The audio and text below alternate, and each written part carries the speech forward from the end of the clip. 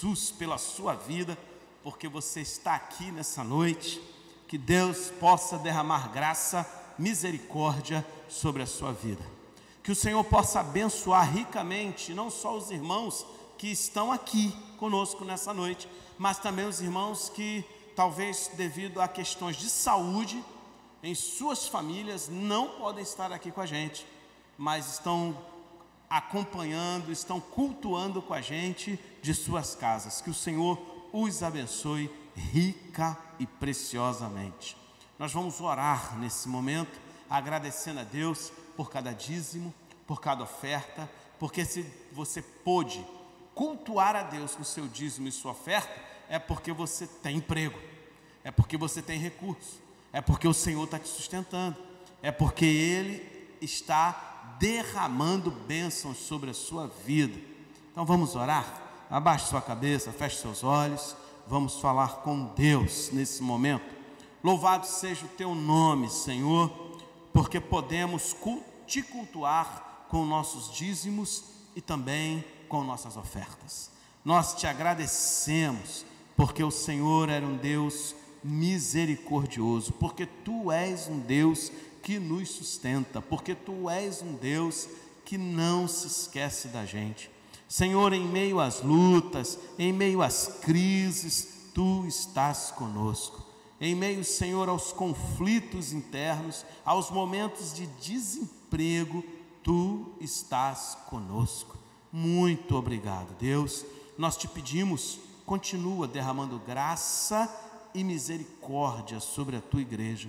Senhor, se há conosco irmãos que estão desempregados, precisando, Senhor, de um milagre, Senhor, precisando de bênçãos financeiras, os que estão empregados e nem salário têm, Deus, tem misericórdia de cada um desses, ó Pai. Vem sobre a vida deles, vem, Senhor, e abre porta de emprego, ou faz, Senhor, com que eles possam receber os seus salários. Senhor, abençoa para que a empresa possa se revigorar e voltar, Senhor, a ter o seu dia a dia normal. Senhor, em nome de Jesus, abençoa, Senhor, os que são funcionários públicos, os que precisam do seu salário, aqueles, ó Deus, que estão sem o seu recurso financeiro devido à crise nos municípios. Senhor, tem misericórdia, vai ao encontro de cada um, de cada família, vê a necessidade, envia socorro, envia milagre, Deus, sobre essas vidas. Ah, Pai bendito, nós oramos, nós, Senhor, nos consagramos a Ti nessa noite, no nome precioso do Senhor Jesus. Amém e amém. Aleluia. Queridos, eu quero aqui, antes de lermos a palavra do Senhor nessa noite, agradecer mais uma vez a todos os irmãos. Hoje pela manhã, quantos estiveram conosco no culto da manhã? Levante sua mão aí, por favor. Estavam aqui no culto da manhã. Amém, um bom número, porém um bom número também não pôde estar. Então eu quero aqui ressaltar para você que essa manhã foi um culto diferente em nossa igreja. Nós celebramos em nossa igreja uma bênção, um momento de milagre, um momento de vitória. Nós celebramos 22 anos de ministério pastoral, que eu fiz agora em janeiro, no mês de janeiro, e foi um culto abençoador. Como nós já tínhamos comunicado à igreja que ele aconteceria, e foi um momento maravilhoso de rever na linha do tempo a história do seu pastor, a história como cheguei aqui, como Deus tem nos abençoado nesse tempo, as pessoas envolvidas para que eu pudesse ser o pastor que hoje sou, lá no passado, há 29 anos atrás praticamente, e foi uma bênção podermos como igreja, a gente compartilhar esse momento, compartilhar a vitória, porque um pastor concluir 22 anos de ministério pastoral e 18 anos na mesma igreja, é uma vitória muito grande, é uma alegria muito grande, não só para ele, para minha família, mas para toda a igreja. Então a vitória, ela é do povo de Deus, e os irmãos foram muito carinhosos, recebi muitas cartas bilhetes, coisas que nem se faz mais hoje em dia, né? É só o WhatsApp, Facebook, mas eu sou ainda do tempo dos dinossauros Rex, então eles escreveram à mão bilhetes de encorajamento, cartas de encorajamento, e foi muito bom. Ainda estou recebendo lembranças. Obrigado pelo carinho, obrigado aos irmãos por tudo que vocês têm sido na minha vida também. Tá legal? Que o Senhor os abençoe rica e abundantemente e caminhemos juntos. Eu quero também dizer para os irmãos que estão aqui com a gente no culto da noite, nós temos visto que temos um grupo muito grande nos cultos da noite que não estão com a gente no culto da manhã. Mas eu quero dizer para você que se você puder colocar na tua agenda da vida o culto pela manhã, faça isso. Nos cultos pela manhã, eles têm um quê diferente, eles têm um momento diferente da bênção de Deus na nossa vida, da bênção de Deus no nosso dia a dia. Então, tem momentos específicos que acontecem pela manhã. Por exemplo, domingo que vem, dia 24, nós vamos começar um curso / série de mensagens sobre restauração, baseado no livro de Neemias, o caminho bíblico para a restauração da sua vida. Existem muitas áreas da nossa vida, principalmente agora, nós viramos 2020 para 2021, existem muitas áreas na sua vida que precisam ser avaliadas. Sua vida profissional, sua vida familiar, sua vida em relação ao seu casamento, talvez os seus projetos espirituais, sua vida com a sua igreja, sua vida com você mesmo, quem é você. E aquilo que a gente não avalia, a gente não melhora. Eu lembro que quando nós dávamos aulas, sempre tinha o avaliador, e a gente não gostava do avaliador, porque o avaliador, ele é alguém que fala, ó, você tem que melhorar aqui, você tem que melhorar colar, você tem que... E a gente não gostava. Mas infelizmente, quem não avalia o que faz, nunca melhora. Quem não avalia, faz o que faz a vida toda e acha que está bom, e muitas vezes não está. O curso Restauração é para você avaliar áreas da sua vida, deixar Deus mostrar áreas da sua vida que precisam melhorar. E vai acontecer aos domingos, pela manhã. Serão 3 meses. Os irmãos que estiverem conosco, que se inscreverem, ao final do curso, receberão um certificado de participação, estarão participando conosco. Você poderá adquirir o livro, se quiser fazê-lo, o livro Gloriosas Ruínas. Nós vamos comprar cerca de uns 10 exemplares, e você vai poder comprar facilmente. Conseguimos a R$21, a R$22, se eu não me engano, e você vai poder fazer a sua primeira leitura no ano de 2021, seu primeiro livro, se você ainda não leu nenhum livro ainda em janeiro, que é uma boa sugestão, o livro Gloriosas Ruínas. E nós estaremos aqui juntos, participando aos domingos pela manhã. Então, fica aí o convite para que você se inscreva, para que você esteja aqui domingo que vem, para que você bote no teu coração de participar, de estar conosco. Os irmãos que estão nos acompanhando pela internet também podem vir estar conosco. Se você não está gripado, não tem sintoma nenhum de gripe ou de Covid, se você está bem de saúde, se você não tem nenhuma comorbidade, se você não tem nenhuma doença específica, ou talvez um parente que você esteja protegendo, não sei, mas eu desafio você a avaliar e vir estar com a gente nos cultos pela manhã, tá bom? E também à noite, se assim quiser. Que o Senhor possa te abençoar rica e abundantemente. E agora sim, eu quero convidar você a abrir sua Bíblia no texto de Marcos, capítulo 4, versículo 35 a 41. O Evangelho segundo Marcos, capítulo 4.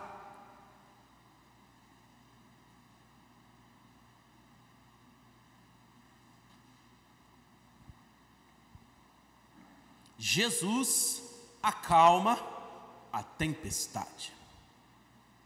Um texto muito conhecido por todos nós, e que nós mais uma vez vamos meditar nessa palavra, porque sabemos que a palavra de Deus, ela se renova a cada dia, e o Senhor tem sempre algo novo para ministrar ao nosso coração, mesmo que seja no texto que nós já lemos e relemos muitas vezes. A palavra do Senhor, ela é viva, ela é eficaz, ela se renova a cada dia, e ela vem com um intuito para o seu e para o meu coração, e nós precisamos abrir nosso entendimento para aquilo que o Senhor reservou, para aquilo que o Senhor escolheu para a gente através desse texto aqui, tá bom? Diz assim, você que está aí na sua casa, abra a sua Bíblia, participe conosco, lendo o seu texto também, tá bom? Deus quer falar o seu coração aí também na sua casa.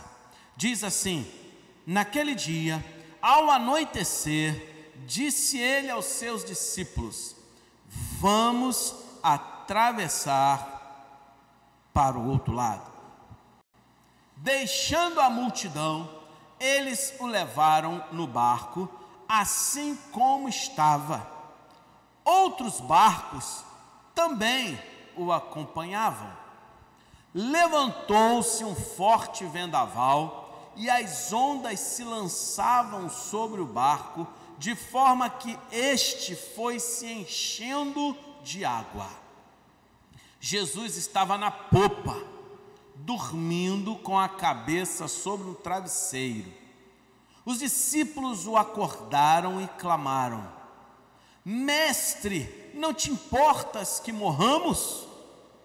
Ele se levantou, repreendeu o vento e disse ao mar: aquieta-te, aquiete-se, acalme-se. O vento se aquietou e fez-se completa bonança. Então perguntou aos seus discípulos: por que vocês estão com tanto medo? Ainda não têm fé?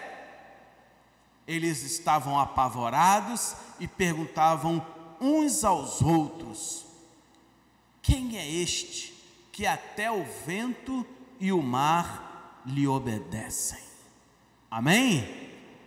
Baixe sua cabeça, feche seus olhos. Senhor, muito obrigado por podermos ler a Tua palavra, por sabermos, Senhor, que Tu sempre tens algo para falar ao nosso coração. Muito obrigado, Senhor, por sabermos que Tu sempre vem ao nosso encontro e não nos deixa sem com que essa palavra viva venha trazer mudança para a nossa vida. Deus, nós oramos, nós clamamos por Ti, Senhor, para que o Teu Espírito Santo trabalhe, ministre sobre o nosso coração. Nós clamamos agora, Senhor, vem, Senhor, diante das tempestades que nós temos enfrentado. Vem, ó Deus, e nos ajuda. Vem, Senhor, e nos fortaleça. Olha aí, Deus, cada um que tem encarado tempestades também, estão em suas casas agora, talvez vertendo lágrimas, talvez sofrendo pelas dificuldades, Senhor, que tem passado. Olha, Senhor, a história de cada um. Olha, Senhor, os que estão de luto. Deus, em nome de Jesus, vem sobre nós. Vem sobre nós, ó Deus, e nos fortalece. Em nome de Jesus, vem. É o que nós oramos. Amém e amém. Queridos, não sei se você tem passado por tempestades na sua vida nesses dias. Há muitos irmãos que têm passado por angústias e tempestades variadas. As perdas são muito grandes. E se nós fôssemos agora enumerá-las, as dores, as dificuldades que temos passado, nós teríamos muita coisa para dizer, porque nós, semana após semana, temos nos reunido em grupos pequenos para sepultar um ente querido, um conhecido. Se tem uma coisa que nesse período eu tenho visto, revisto são os cemitérios. E eles estão presentes muito na nossa vida. Muitas pessoas têm perdido entes queridos. E como se não fosse suficiente essa questão da pandemia, essa questão das dores que a gente tem enfrentado por algo que a gente nem sabe como lutar contra essa enfermidade, ainda temos as lutas e as assolações comuns da vida. São lutas e dificuldades que a gente já iria passar, enfermidades várias, dores. E nesse momento a gente se vê, talvez, como esses discípulos aqui nesse barco, vivendo tempestade. E mesmo que eu não esteja vivendo a tempestade, eu estou próximo de alguém que está vivendo e, por estar próximo, também sou ferido, também estou de luto, também estou sofrendo por tudo que eu tenho visto. E a gente fica se perguntando, né? Por que comigo? Por que essas coisas me surpreenderam? Essa semana ainda fomos no sepultamento do esposo de uma irmã de nossa igreja, a irmã Rosa. E a irmã Rosa falando sobre o seu esposo, o José Alberto, que faleceu. E ela falava, mas até semana passada ele estava tão bem. Até semana passada ele não tinha nada. E de repente, as coisas mudaram. Em menos de 8, 9 dias, nós já estávamos sepultando o seu José Alberto. As tempestades, as lutas da vida, elas vêm assim. Elas nos surpreendem. A notícia, o problema, a angústia, vem sobre nós de um momento para o outro, como uma mudança de tempo brusca, e cai uma tempestade enorme sobre a gente. Mas existem verdades que a gente precisa entender, que as tempestades que nós passamos não anulam a bondade de Deus. As tempestades da vida que você tem passado não anula o controle que Deus está de toda a história. As tempestades que eu e você passamos na vida não anulam o poder, o milagre que o Senhor pode fazer na vida das pessoas. Mesmo que a situação esteja muito difícil, Deus é o Deus que está conosco em meio às tempestades. E a gente, muitas vezes, diante das tempestades, é que a gente avalia as outras coisas na nossa vida.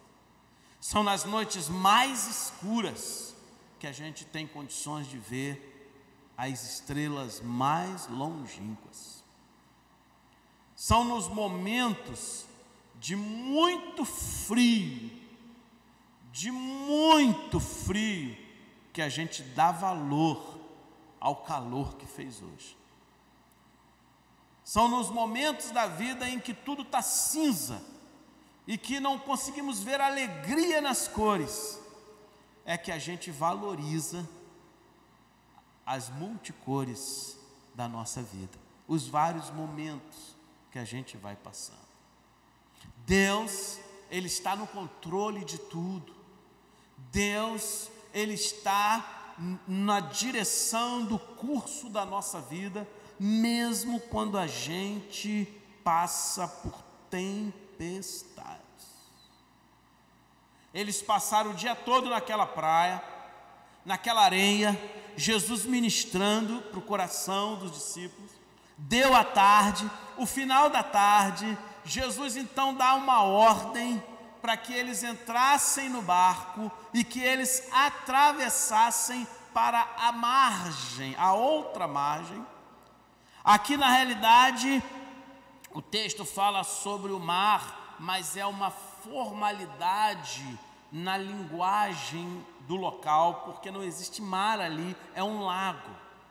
É um grande lago onde não consegue se ver a margem do outro lado. E só quem já andou nos rios da Amazônia, que tem quilômetros de largura de uma margem para outra, entende essa linguagem que o autor escreve aqui quando fala o mar da Galileia, porque é um lago com todas as características de mar: onda, bravia, areia, praia e tudo. Quem olha vê o mar, mas na geografia, de uma forma em geral, sabe-se que é um imenso e gigantesco lago. Jesus fala para eles: vamos atravessar. Quando eles vão atravessar, eles se deparam com uma grande tempestade. Eles se deparam com uma chuva muito grande. A geografia em torno do lago de Nazaré é bem pitoresca, e ela vem numa condição que pode fazer com que hajam tempestades repentinas, porque ela é cercada por montanhas muito altas, em que nessas montanhas existe geada, gelo, lá no pico dessas montanhas.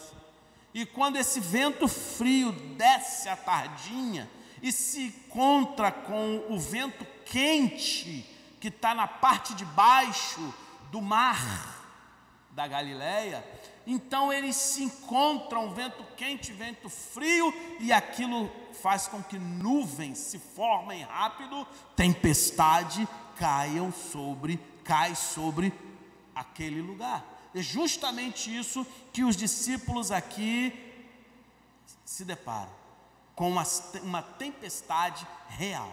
Na nossa vida, nós podemos fazer comparações sobre essas questões das tempestades.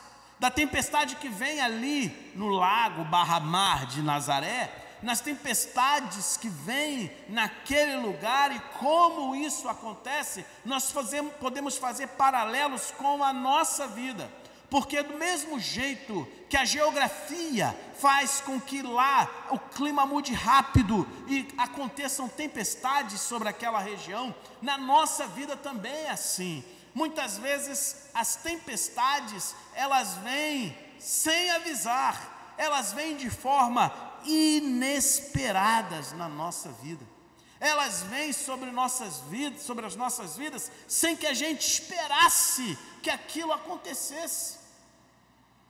Quem esperava no início de março de 2020, que no meado de março de 2020, nós estaríamos trancados dentro de casa?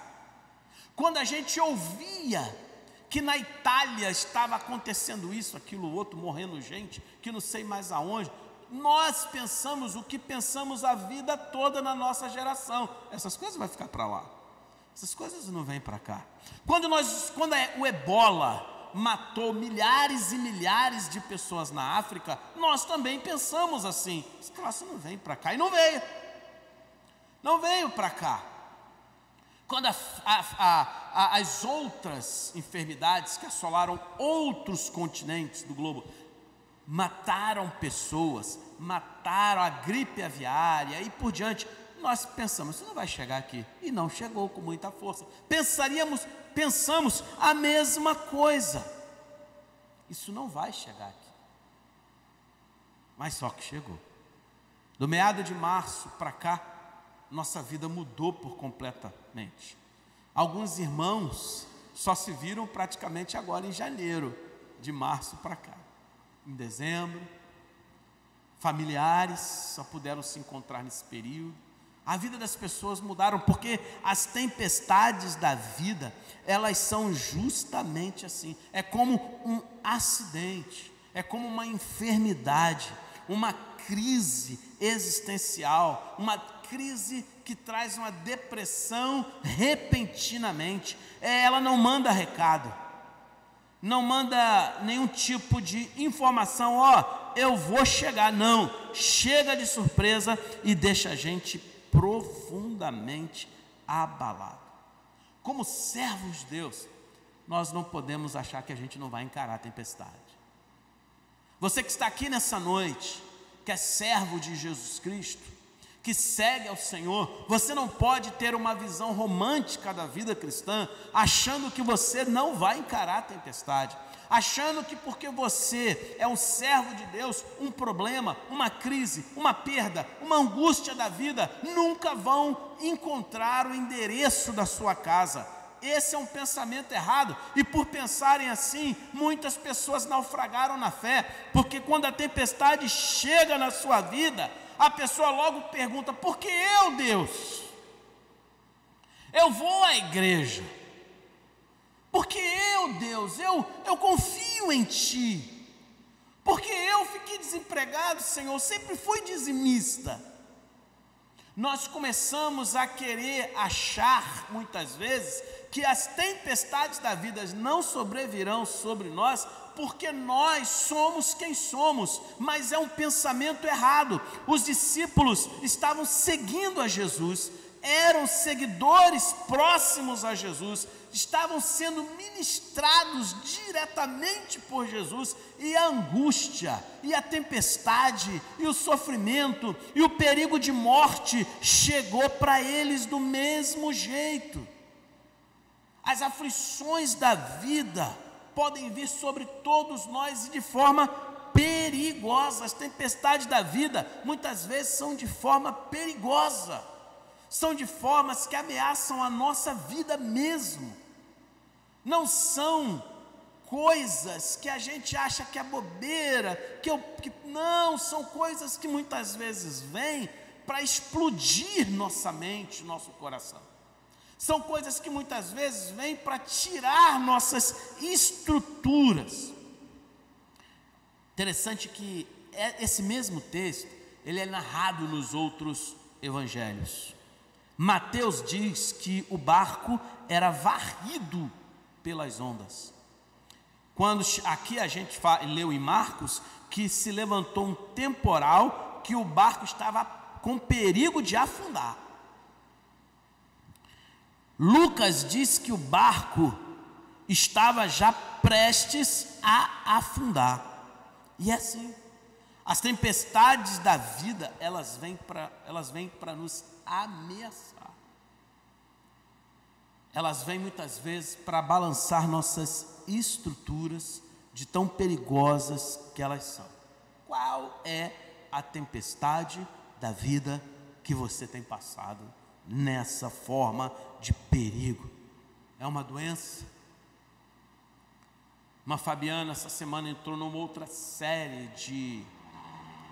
de tratamento do câncer, com que está passando pela vida dela e vai embora em nome de Jesus. E essa nova fase do tratamento, ela conversando hoje fala: eu tenho dor da ponta do cabelo até a ponta da unha. A dor é muito forte e é o dia todo. É o tratamento da quimioterapia. E ela falou: estou aproveitando que fiquei um pouco em pé agora de manhã para vir à igreja, para cultuar, ver meus irmãos, estar aqui, porque eu sei que logo mais talvez não tenham força nem para levantar da cama, mas o fato de eu não levantar da cama não significa que eu vou estar bem. Eu vou estar deitada na cama sentindo as mesmas dores, porque o remédio que alivia a dor, ele tem uma duração curta, não vai me tirar a dor 24 horas, vai voltar. Muitas vezes é uma doença que vem sobre nossa vida como tempestade. Muitas vezes é um acidente trágico. Qual a tempestade que você está enfrentando? Talvez a sua tempestade seja igual à de que muitos irmãos aqui estão enfrentando, que é o luto. A dor de ter perdido alguém que muito se amava. E um rompimento na vida é um luto muito forte, dói muito na nossa vida, deixa amargura, marcas. Não sei qual é a sua tempestade, não sei qual é a tempestade perigosa que você está vivendo, porque as tempestades são assim, repentinas, são perigosas, e normalmente elas não deixam com que a gente administre. Você já teve um problema que você passa 24 horas pensando nesse problema? Que você dorme pensando no problema? E você acorda pensando no problema? E você almoça e você tira um cochilo pensando no problema? Você não consegue administrar aquele problema, mas você só consegue pensar no problema que você não consegue administrar. É uma tempestade. Porque a tempestade da vida a gente não consegue administrar. Quem aqui muda o curso de uma nuvem quando ela está se achegando sobre nossa casa e nossa rua para trazer a enchente? Não tem como. Uma tempestade, ela não dá para administrar, simplesmente a gente sofre, pena, padece quando passa por ela, quando ela passa pela nossa vida, e a gente não tem o mínimo de controle sobre ela, a gente só vive, a gente só passa por ela. As tempestades da vida, elas são assim na nossa história, e quando a gente passa por conflitos assim, por tempestades assim, vem os conflitos. A gente começa a tentar conciliar. O servo de Deus, ele fica numa luta muito grande de como conciliar obediência a Cristo, mesmo vivendo tempestade. Essa semana me passaram um vídeo que fica até chato, de um vídeo tão forte para a gente ver e eu passar para você, por isso não fiz questão nenhuma mesmo. Essa semana a gente vive nesse tempo de WhatsApp em que as pessoas fazem as coisas e gravam no WhatsApp.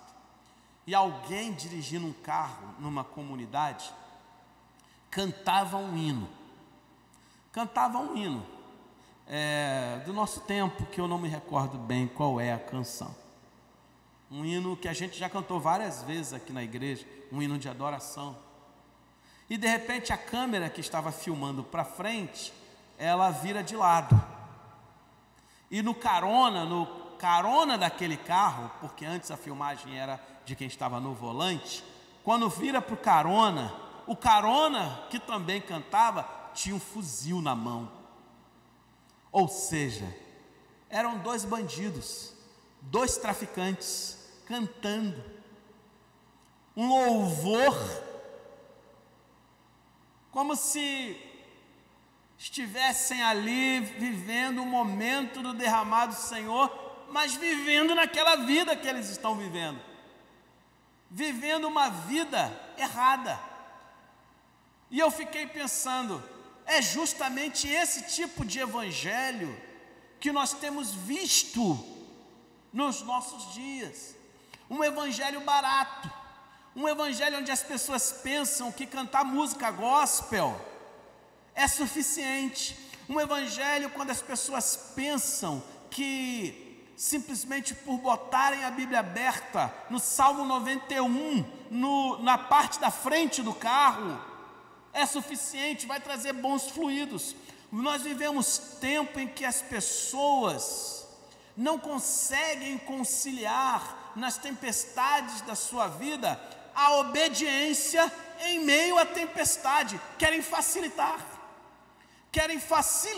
querem um caminho mais fácil, querem resolver os problemas de forma fácil, conforme todo mundo ao seu redor resolve.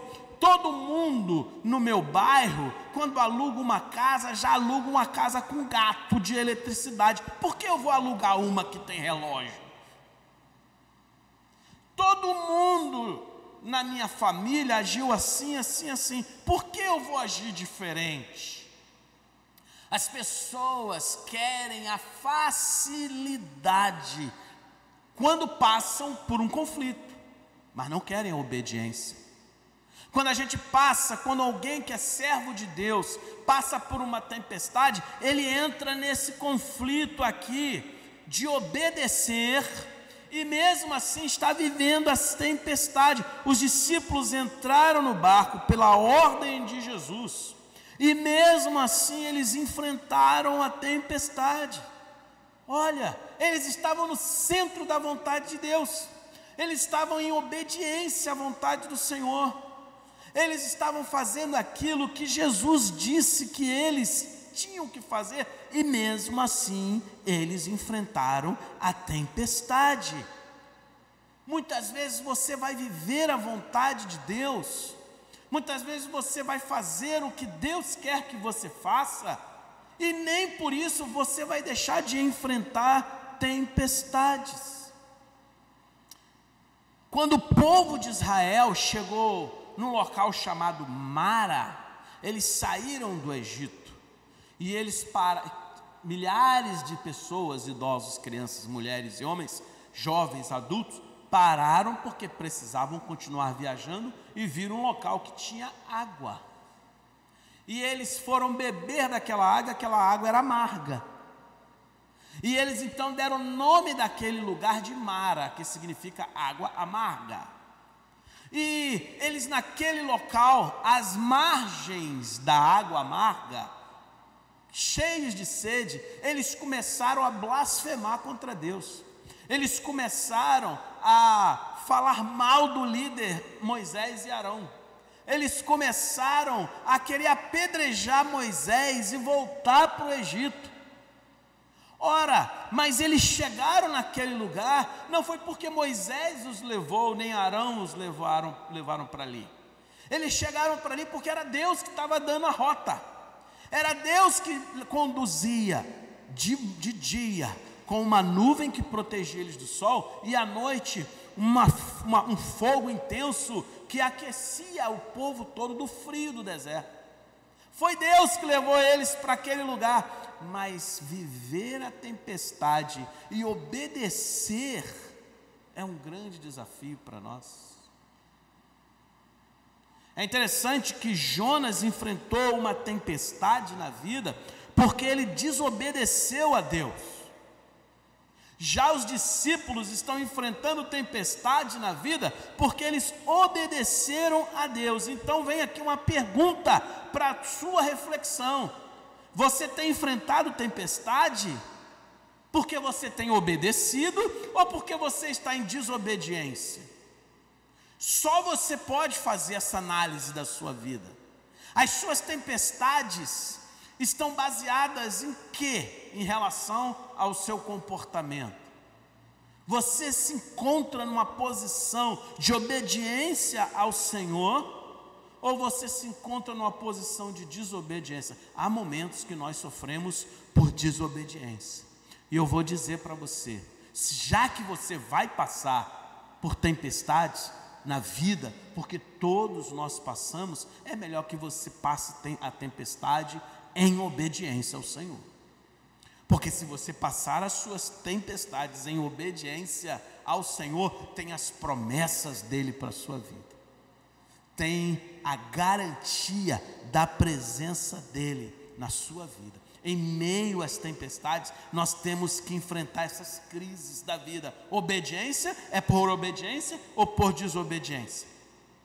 Meio a essas tempestades que a gente enfrenta na vida, a gente tem que enfrentar a tempestade de conciliar essa tempestade, mas saber que Deus está presente.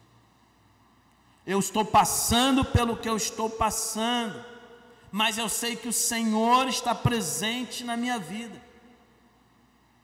O fato de eu passar por uma tempestade e ela abalar as minhas estruturas emocionais, ou seja lá em que área for, não significa que Deus se afastou de mim. O fato de eu passar pelo que eu estou passando, sentir o que eu estou sentindo, não significa que Jesus me abandonou, me deixou sozinho, eu aqui agora nessa situação. Porque tem muita gente que pensa que ao ter uma experiência com Cristo, a partir daquele momento vai viver numa redoma de vidro espiritual, e dentro dessa redoma nada vai lhe acontecer. Não é assim. Jesus está do nosso lado, mas nós passamos pela tempestade. A diferença é que em meio a essas crises, o servo de Deus precisa entender: Ele nos prometeu eu estarei convosco todos os dias, até a consumação dos séculos. Amém, irmão? Compartilha com quem está ao seu lado aí, ó. O Senhor está do teu lado, no meio da tua tempestade, fica firme. Sabe por quê, querido? Porque muitas vezes nós nos achamos na condição de sermos termômetros espirituais do momento que a gente está vivendo. Não, Jesus não está comigo, eu não estou sentindo Ele. Eu vou à igreja, eu canto, eu ouço a mensagem, mas eu não sinto Ele. Quem te disse que você é termômetro da presença de Jesus ou não? Quem disse que você senti-lo ou não senti-lo significa que Ele está ou não está ao teu lado? Você precisa se agarrar à promessa que Ele deu: eu estarei ao teu lado todos os dias, ponto. Você não está sentindo? Ele está do teu lado. Você não está vendo? Ele está do teu lado. Ele não agiu, você não achou que nem sua oração foi ouvida, mas Ele está do teu lado. Nos momentos da tempestade, a dificuldade do servo do Senhor é conciliar essa nossa crise, nossa angústia por resposta, nossa angústia por milagre, nossa angústia pela presença dEle que transforma tudo, com o sono dEle. Porque os discípulos clamavam, a água entrando no barco, prestes a afundar o barco, os discípulos gritando: vai afundar, e Jesus fazendo o quê? Dormindo. Conciliar essa crise nossa em meio às tempestades é um desafio, mas você tem que aprender. Mas você tem que saber que você não é aquele bebê que chorou, papai e mamãe te dá mamadeira, chorou, tem alguém te pegando no colo, chorou, alguém vem e faz um cafuné na tua cabeça. Não, já passou esse momento.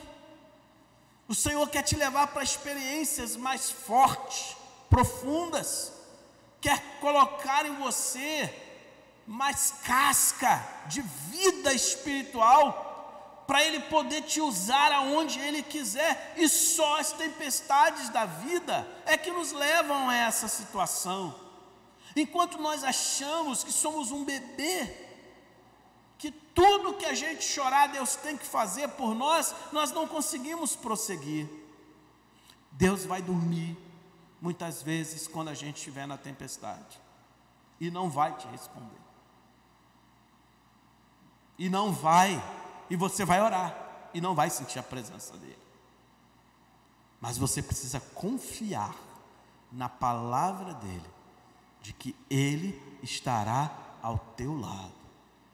Quando Jó passou por toda a angústia que ele passou, e se você for ler os 42 capítulos de Jó, você vai ver de que angústias são essas que eu estou falando. Quando Jó passa por isso tudo, Jó declara bem forte: eu sei que o meu Redentor vive.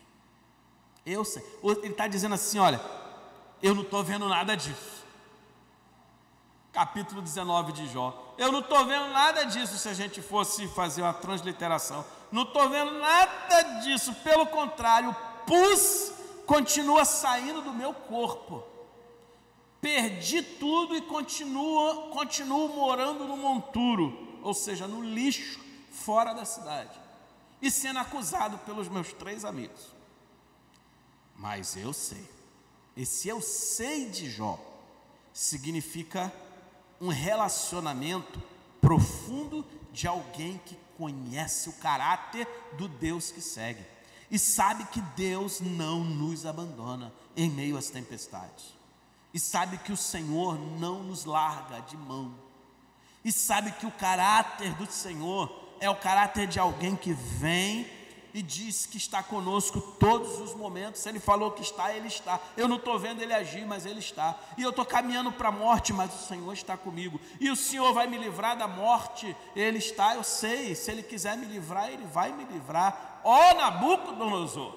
Não foi isso que Mesaque, Sadraque e Abednego falaram para o rei? Ó Nabucodonosor, fique sabendo que se o nosso Deus quiser nos livrar da fornalha de fogo ardente, Ele nos livrará. E se Ele não quiser nos livrar da fornalha de fogo ardente, Ele não nos livrará. Mas nós não nos curvaremos à sua estátua. Alguém que conhece o caráter de Deus, age assim. Quem não conhece o caráter de Deus, quem não tem experiência com o Senhor, quem não anda com o Senhor, acha que Ele vai ouvi-lo o tempo todo e vai dizer sim, sim, sim, sim, sim, sim, sim, sim, sim para tudo. E quando diz não, quando ele vê a pressão chegar, espana, não aguenta, sai da igreja, abandona Jesus, muda de congregação, vai para outra campanha, faz alguma coisa diferente, porque afinal de contas Deus não me ouviu. Deus não é assim. O caráter dele é um caráter de alguém amoroso, presente, nos ama e disse que está e está.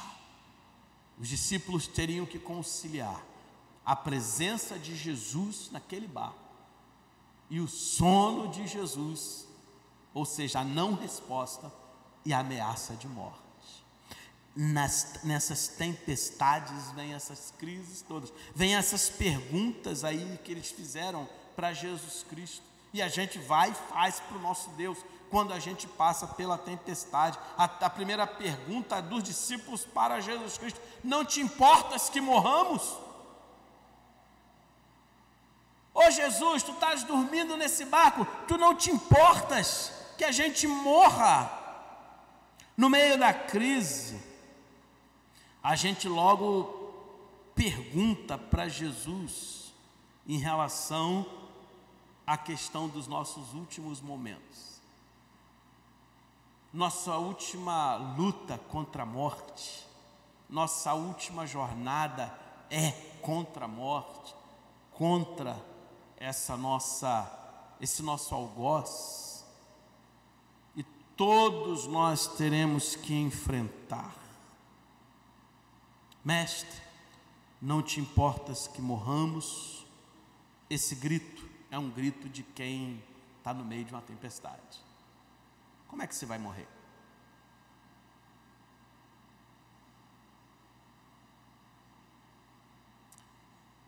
Pai de um amigo meu, um pastor Eliseu Rocha, da 2ª de Gramacho, faleceu nessa sexta-feira, aos 94 anos de idade. E como ele morreu? Como todo mundo aqui gostaria de morrer. Lúcido, aos 94, conversando com as pessoas, se alimentando, vivendo normalmente. E depois de conversar com os familiares, ele falou: vou dormir um pouco, vou descansar. E foi descansar. E ali faleceu. Morreu dormindo. Louvado seja Deus por isso, amém? Partiu para a eternidade, começou a sua vida, a eternidade o ganhou em meio a um cochilo. Ele transpassou do físico para o imaterial, para a glória, para a presença do Senhor Deus. Que forma linda de partir. Porém, infelizmente, nem todos partiremos assim. Infelizmente, nós enfrentamos as dores da vida. A minha mãezinha, aos 83 anos, ela encara o mal de Parkinson. E ela não consegue mexer as pernas. Alguém tem que puxar, senão ela não anda. Alguém tem que segurar as mãos, senão ela não levanta as mãos. Viveu a vida toda na igreja. Serviu a Jesus, fez muita ação social. Serviu com toda a vida, enquanto teve fôlego. Lembro-me dela fazendo coreografia da terceira idade, né? Quando eu visitei na sua igreja. Um monte de idosas, velhinhas, na casa já dos 60 e poucas, quase 70, fazendo coreografia. Eu falei: meu Deus, minha mãe fazendo coreografia. Isso, eu me lembro disso. Hoje, alguém precisa ajudá-la na alimentação, porque ela não consegue comer. E as cordas vocais dela também não tem força. Ela não fala. Seu cérebro reflete, sabe de tudo, mas ela não consegue falar, expressar. E fica silêncio o tempo todo. Como você vai morrer? Senhor, não te importas que morramos? O Senhor se importa com você. E Ele sabe como você vai partir. E mesmo Ele sabendo como você vai partir, Ele te ama. Ele cuida de você. E vai estar com você até o último momento da sua vida. Ele não vai te abandonar. Não tenha medo da morte. Ela não chegará enquanto Ele não der ordem para ela. Ele vai te sustentar até o momento em que você tiver que partir. Não tenha medo da morte, porque em meio às tempestades da vida, nós apelamos logo para essa questão que todos nós vamos encarar um dia, e queremos que o Senhor ouça nosso apelo. Senhor, não te importas que morramos? Sim, em meio ao momento da morte, clamar ao Senhor é bom, porque é sinal que tem fé, é sinal que restou algo de fé no seu coração. Os discípulos demonstram claramente que eles tinham algo de fé dentro do coração deles, e eles se voltam para Jesus. Mas tenha paz e tenha calma na sua alma. O Senhor estará no controle em todos os momentos da sua vida, inclusive no momento da sua partida, inclusive no momento em que você for para os braços dele, e ele vai te receber com toda alegria, e vai haver uma festa na eternidade. Os anjos celebrarão, será um momento glorioso, será um momento de vitória no céu. Mais um remido entrou no céu, mais um herdeiro da promessa. Senhor, espera esse momento com expectativa da sua estadia na presença dele, mas ele tem um projeto para você. Então acalme o seu coração. O Senhor está no controle de todas as fases da sua vida, inclusive quando chegar esse momento na tua história. Amém, meu irmão? Sem medo, você precisa evidenciar a sua fé, porque depois vem a pergunta em meio à crise. Jesus agora que pergunta para os discípulos: ei, por que vocês estão com medo? Eles se voltam para Jesus e perguntam: não te importas que morramos? Jesus se volta para eles, é a segunda pergunta do texto: e por que vocês estão com medo? Por que você está com medo de Covid? Que fé é essa que você tem? Ela é feita de quê? Sonrisal? Que quando acaba, as bolinhas, tudo se desfaz? A fé, ela é provada no momento da crise. Certo pastor, uma semana retrasada aí, desabafando numa rádio gospel, num debate desses aí da rádio, ele falava: foi nessa crise agora que eu descobri quem é que amava a igreja e quem não amava, quem era fiel lá na minha igreja e quem não era. E ele dizendo das suas dores, falando das suas crises, provavelmente pelo abandono de muitos irmãos, porque uma coisa é você manter-se recluso para não propagar o vírus ou para não ser contaminado, e você é que deve fazer essa avaliação na sua vida. Ninguém tem que fazer isso por você, é você, e ninguém tem que te julgar por causa disso não, é você, e acabou. Se você vai para a feira, se você vai para o açougue, se você vai para o trem, se você vai para a escola, se você vai para a igreja, se você vai para o mercado, isso é você que tem que avaliar. Você tem que ser livre para isso. Ninguém tem que te obrigar a fazer uma coisa ou uma outra, lei nenhuma tem que te obrigar a nada. Você tem que ser livre numa sociedade democrática. Mas uma coisa é exercer a minha liberdade, outra coisa é eu me esquecer completamente, segundo esse pastor desabafando. Esqueceram da sua igreja, esqueceram do compromisso com Jesus, abandonaram tudo que diziam que confiava e cria. Nesse momento de pandemia, nossa fé está sendo lapidada. Porque não tem padrão? Porque não tem padrão? Porque nós estamos vendo pessoas padecerem com saúde, atletas estão morrendo, pessoas novas, pessoas com idade, crianças. Não tem padrão. Outro dia saiu no jornal que cachorrinho e gatinho estavam transmitindo Covid. Nós não sabemos com o que estamos lutando.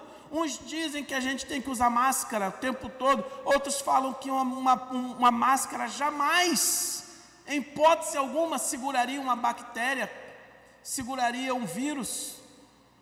Nós não sabemos, nós fazemos o que podemos, o tempo todo, álcool na mão, máscara, álcool gel, distanciamento e proteção e tal, mas não sabemos com o que estamos lutando. A sua fé está sendo testada. Em meio às tempestades, o Senhor Jesus também pergunta para você e pergunta para mim: por que você está com medo? Não é a polícia. Fique tranquilo, não saia correndo. Dá tempo para você se consertar com Jesus, caso essa sirene seja um alerta para você. Calma. Os irmãos que estão na internet, a polícia não entrou em nossa igreja, foi só o nosso alarme que soou aí erradamente, tá bom? Mas já foi desligado. Questões eletrônicas. Por que você está com medo? Por que você está com medo? É a pergunta de Jesus. Os discípulos falharam no teste prático, pois revelaram medo e não fé. Onde o medo prevalece, a fé desaparece. Onde o medo prevalece, a fé desaparece há muito tempo. Eu contei para os irmãos há muito tempo atrás que eu passava num local escuro com a minha namorada. Na época fomos visitar uns irmãos e para chegar na casa deles a gente tinha que atravessar um mato assim para chegar nos apartamentos, um espaço de 100 metros. E não tinha poste de um local a outro, então lá era mais escuro. E a gente, para não atravessar isso, tinha que dar uma volta no quarteirão todo, era muito longe. E a gente falou: vamos atravessar por aqui mesmo? Vamos. Aí fomos, aí ela falou assim: estou com medo. Aí eu falei assim: então vamos recitar o Salmo 23. Aí fomos. O Senhor é o meu pastor, nada me faltará. E a pessoa recitando comigo, a minha namorada, na época: ainda que eu andasse pelo vale da sombra. Quando chegou nessa parte do versículo, eu ouvi assim: vamos correr. E ela saiu correndo no meio da escuridão.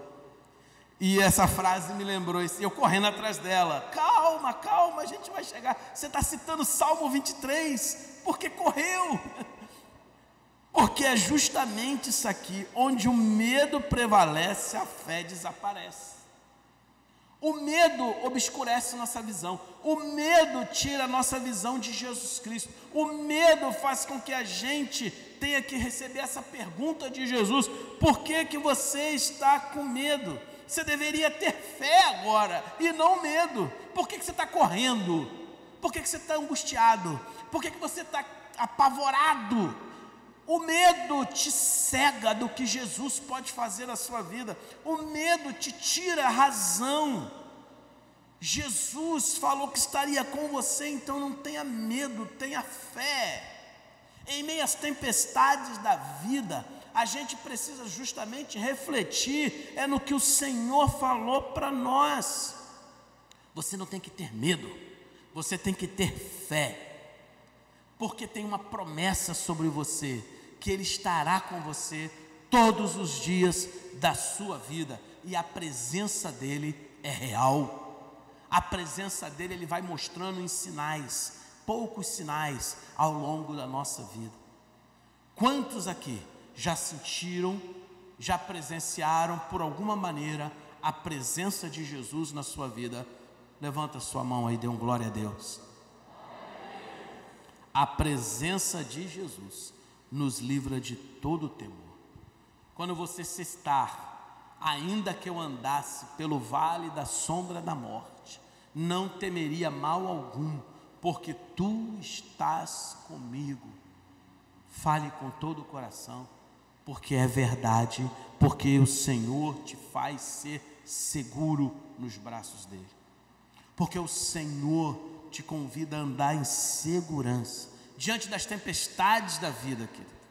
Quando elas aparecerem surpreendendo seu coração, sua vida, quando elas aparecerem te trazendo perigo de morte, quando essas tempestades na vida vierem sobre você, e você enfrentar essas crises de viver o que está vivendo e saber que Jesus está com você.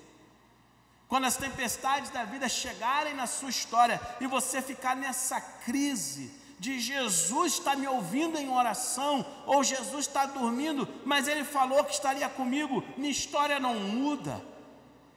Diante dessas tempestades da vida, quando você sentir que tua vida está em dificuldade, está no fio de navalha, quando você passar por isso, lembre-se das promessas do Senhor e não tenha medo, tenha fé. O Senhor está contigo. A fé vai abrir sua visão. A fé em Jesus vai abrir os seus horizontes para coisas que você não consegue ver. A fé, ela vai abrir o caminho para que em meio às tempestades você consiga navegar. A fé em Jesus vai fazer com que você, em meio à tempestade, confie que na hora certa Ele vai agir, Ele vai acordar, Ele vai dizer: aquieta-te, mar, aquieta-te, vento. Ele vai chegar na sua vida e vai dar uma ordem de mudança no momento certo. Enquanto não chega, não opte pelo medo, faça a opção pela fé em Jesus. Amém? Eu quero orar com você. Você que está enfrentando tempestades, como todos nós estamos enfrentando, e só você sabe a sua. E nessa noite você quer optar em confiar em Jesus. Nessa noite você quer optar em falar: Senhor, eu não quero optar pelo medo. O medo está me destruindo por dentro. Senhor, o temor sobre o amanhã está me arrasando. Eu quero optar nessa noite por confiar em Ti e depositar em Ti a minha fé. Eu quero optar, Senhor, nessa noite em confiar na Tua promessa, da Tua presença na minha vida. Senhor, eu quero nesse momento dizer para essa tempestade que eu estou passando, que eu estou vivendo, que ela pode me chacoalhar à vontade. Eu tenho um Deus que no momento certo, Ele vai mudar a minha história. O meu Deus, por fim, se levantará sobre a terra. Eu creio que essa tempestade não vai passar até que o Senhor mude a história, até que o Senhor acorde da popa do barco e se levante. Essa tempestade na minha vida tem tempo de chegada e tempo de partida, e enquanto não chega o tempo, eu só vou confiar no meu Deus. Você pode orar assim comigo nessa noite? Baixe sua cabeça, feche seus olhos.